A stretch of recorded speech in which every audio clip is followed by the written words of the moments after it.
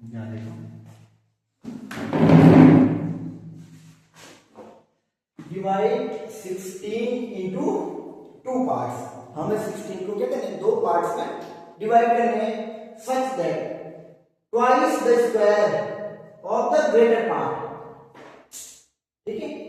Exceed the square of smaller part by, ये है 164 है, कितना है 164 है, हाँ 164, ठीक है। अब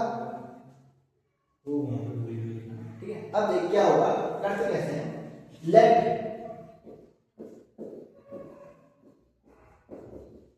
और लेट, अब 2 पार्ट की बात कर रहे हैं तो लेट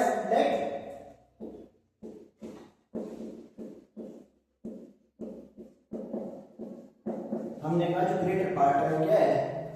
x है, स्मॉलर पार्ट क्या हो जाएगा,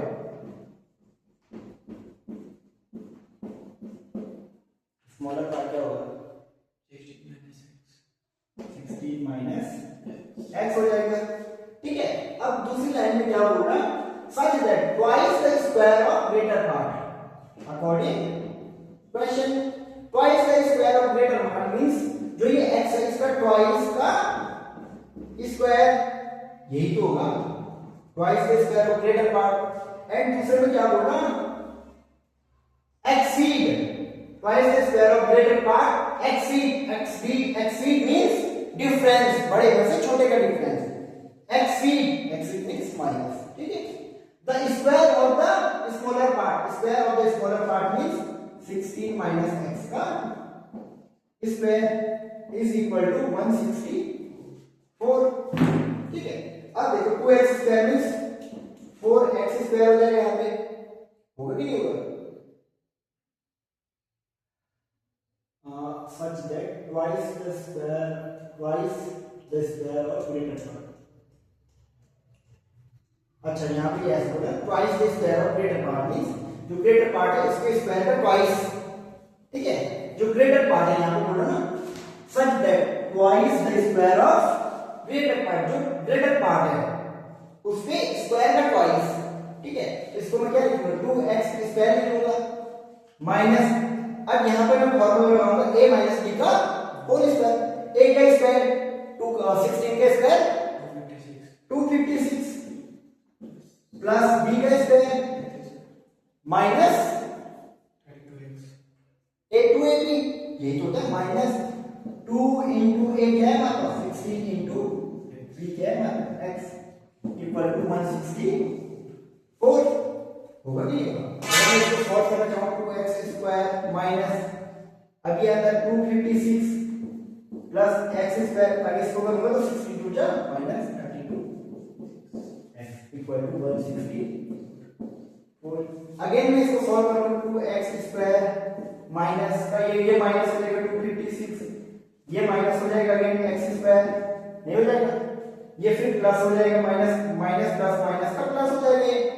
ठीक है, 32x इक्वल टू 164, ठीक है। अब मैं आगे यहाँ पे कर रहा हूँ इसके आगे, ठीक है। अब देखो 2x स्क्वायर में से 1x स्क्वायर गया तो क्या बचेगा, ये है ना 2x स्क्वायर, इसमें से ये कट जाएगा, 2 में से गया 1 बचा, तो ये क्या बचेगा हमारा x स्क्वायर, है कि नहीं है। अब इसको भी इधर लेके आ जाऊंगा मैं, 164 को मैं क्या करता हूँ इधर लेके आता हूँ x स्क्वायर, अब ये जो था प्लस 32x,